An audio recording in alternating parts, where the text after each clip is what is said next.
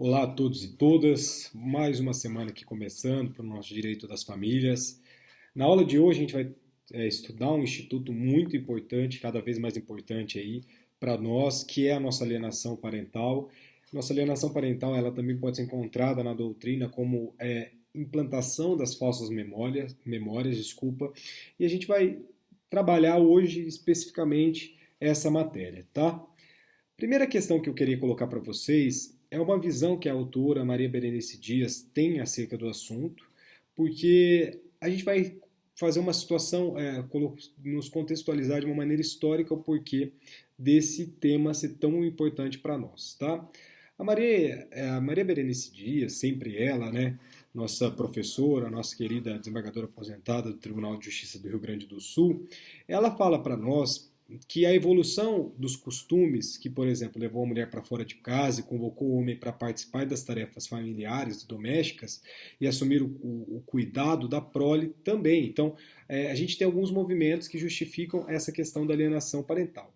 Então, quando da separação, o pai ele passou a reivindicar a guarda dessa prole e houve. Agora a gente tem uma regra específica acerca da guarda conjunta e também, além da guarda conjunta, uma flexibilização de horários e a intensificação das visitas. No entanto, muitas vezes essa ruptura dessa sociedade conjugal vai gerar na mãe um sentimento de abandono quanto à prole, ou, por exemplo, de rejeição, de traição, surgindo uma tendência vingativa muito grande. Então, quando não consegue, por exemplo, elaborar adequadamente, que a gente pode chamar de luto da separação, vai acabar desencadeando um processo de destruição, um processo de desmoralização e de descrédito do ex-cônjuge. Ao ver o interesse do pai em preservar a convivência com o filho, quer vingar-se afastando esse pai da prole, por exemplo, levando o filho a rejeitá-lo, a odiá-lo, entre outras possibilidades. Então, isso na realidade vai criar um processo que um psiquiatra americano, Richard Gardner, ele nomeou de síndrome de alienação parental, que seria nada mais, nada menos do que programar, na realidade, programar uma criança para que esta criança odeie o genitor sem qualquer justificativa. Então, trata-se, na realidade, de uma verdadeira campanha para, vamos dizer assim, de desmoralizar esse genitor. Então, o filho ele é utilizado como instrumento de agressividade direcionada ao parceiro, enfim. Mas a mãe monitora o tempo do filho com outro genitor e também vai começar a monitorar outros sentimentos dessa criança em relação ao genitor. Então, a criança, por exemplo, que ama esse genitor, ela é levada a afastar-se dele, que também a ama. Então, a gente pode verificar que isso vai gerar uma contradição de sentimentos e uma destruição desse vínculo entre ambos. Então, na verdade, o que a gente constata é uma provável relação, por exemplo, que esse genitor alienado vai gerar com o filho como se fosse órfão, né, desse genitor.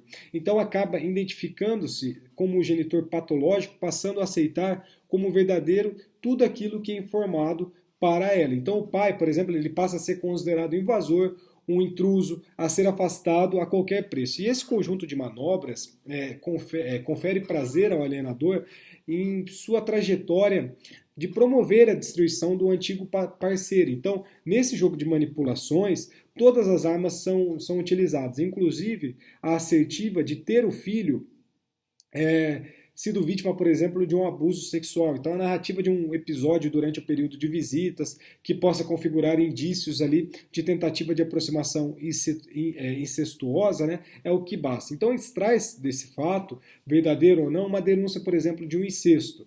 E o filho, ele é convencido da existência de um fato e leva a repetir o que lhe é afirmado como tendo realmente acontecido. Mas nem sempre a criança consegue discernir ali que está sendo manipulada e essa criança ela acaba acreditando naquilo que lhes foi dita, né, de forma insistente e repetida. Com o tempo, nem a mãe consegue distinguir a diferença entre a verdade e a mentira. E a sua verdade passa a ser a verdade para o filho. Então, que vive, por exemplo, com falsas personagens de uma falsa existência, implantando-se assim o que a gente chama também de falsas memórias. Obviamente que a gente tem alienação parental, seja da parte da mãe, seja da parte do pai. Isso evoluiu um pouco e a gente vai tratar essas questões aqui, tá? Mas de fato, a primeira identificação, como foi apontado pelo próprio psiquiatra, americano Richard Gardner, foi em relação à mãe instrumentalizar a criança para manipular acerca da visão, para ter uma visão negativa do genitor.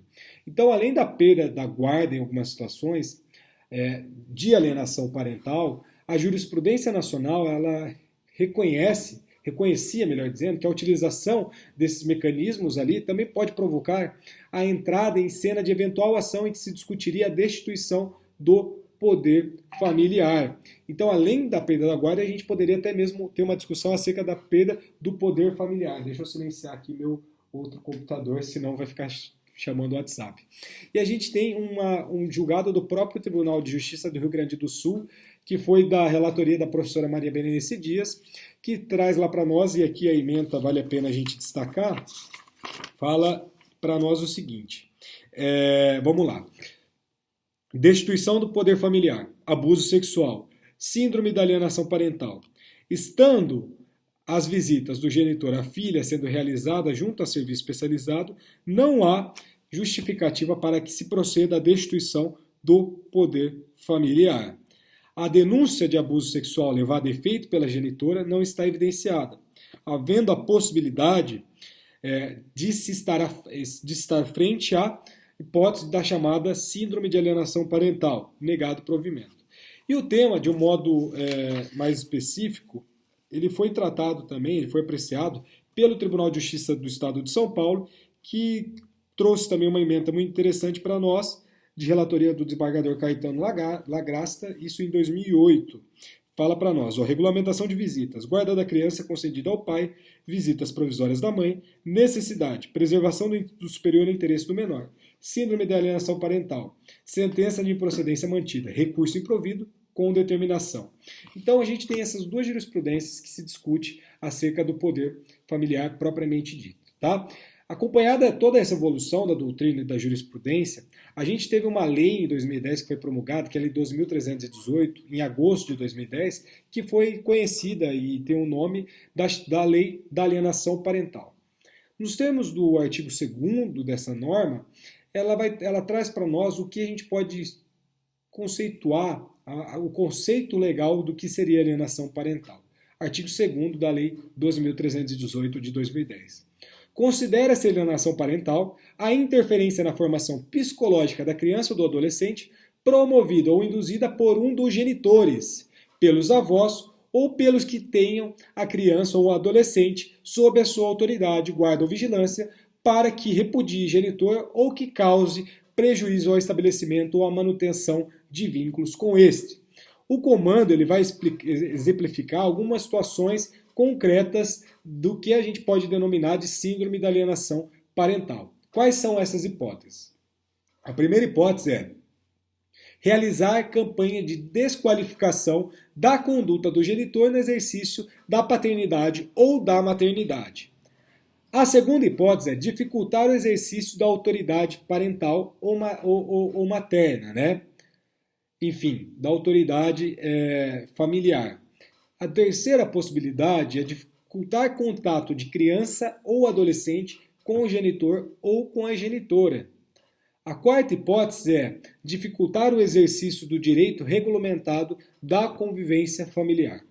A quinta é omitir deliberadamente a genitor ou a genitora informações pessoais relevantes sobre a criança ou adolescente, inclusive, por exemplo, escolares, médicas e alterações de endereço. A sexta é apresentar falsa denúncia contra genitor ou genitora, contra familiares deste ou contra avós, por exemplo, para obstar ou dificultar a convivência deles com a criança ou com esse adolescente. E a última possibilidade, a última hipótese pelo menos indicada pela lei, é mudar o domicílio para local distante sem justificativa, visando dificultar a convivência da criança ou adolescente com um outro genitor, com familiares deste ou com os avós. Essa última hipótese é muito comum na prática também, tá? Vale destacar aqui o que o artigo 3º da nossa Lei 12.318 traz para nós, que vai anunciar que a prática desse ato de alienação parental fere direito fundamental da criança ou do adolescente de convivência familiar saudável, prejudicando, portanto, a realização de afeto nas relações com o genitor ou com esse grupo familiar e vai constituir abuso moral contra a criança ou adolescente e o descumprimento dos deveres inerentes à nossa autoridade familiar, parental ou decorrentes de tutela ou guarda. Então, desse modo, esse artigo 3º dessa lei, ele traz para nós e não deixa dúvidas algumas de que, além das consequências para o próprio poder familiar, a alienação parental ela pode gerar a responsabilidade civil desse alienador por abuso do direito na regra do artigo 187 do Código Civil. Então, tal responsabilidade, vale destacar aqui, e por isso que a nossa responsabilidade civil no âmbito do direito das famílias tem se tornado o tema, acho que, de maior relevância, talvez, nos últimos anos, porque a gente vai ter uma responsabilidade civil de natureza objetiva, ou seja, independente de culpa, nos termos do enunciado 37 do CJF-STJ. Então, quando há questões referentes a uma alienação parental, esse alienador pode sim responder civilmente por abuso do direito na regra do artigo 187 do Código Civil. Então, declarado o indício do ato de alienação parental, a requerimento ou de ofício, em qualquer momento processual, em ação autônoma ou incidental, o processo terá tramitação prioritária e o juiz determinará com urgência a oitiva do Ministério Público e as medidas provisórias necessárias para a preservação da integridade psicológica da criança ou do adolescente. Isso está disposto no artigo 4º dessa Lei 12.318 de 2010. Isso, inclusive, vale destacar, que serve para assegurar a convivência com o genitor ou viabilizar a efetiva reaproximação de ambos, se for o caso, dependendo também claramente ali das peculiaridades de cada caso concreto. A gente tem uma decisão do Superior Tribunal de Justiça de 2014 que é muito interessante e vai trabalhar acerca dessa última norma, que é o nosso artigo 4º da Lei da Alienação Parental, e vai gerar uma conclusão de incidência do Código de Processo Civil para os casos de alienação parental, o que deve ser mantido também ali no que diz respeito, obviamente, se julgado de 2014, mas ele deve ser mantido também para o Código de Processo Civil de 2015. E isso gerou um informativo, que é o informativo 538 do STJ, que vai falar para nós algumas questões interessantes. Então, o que fala esse informativo 538 do STJ? Que a Lei 12.318 de 2010 prevê que o reconhecimento da alienação parental pode se dar em ação autônoma ou incidentalmente, sem especificar, no entanto, o recurso cabível, impondo, nesse aspecto, a aplicação das regras do Código de Processo Civil. A decisão que, de maneira incidente, enfrenta e resolve a existência de alienação parental antes de decidir sobre o mérito da ação principal não encerra a etapa cognitiva do processo na primeira instância. Portanto, esse ato judicial tem natureza de decisão interlocutória e, por consequência, o recurso cabível nessa hipótese é o agravo de instrumento.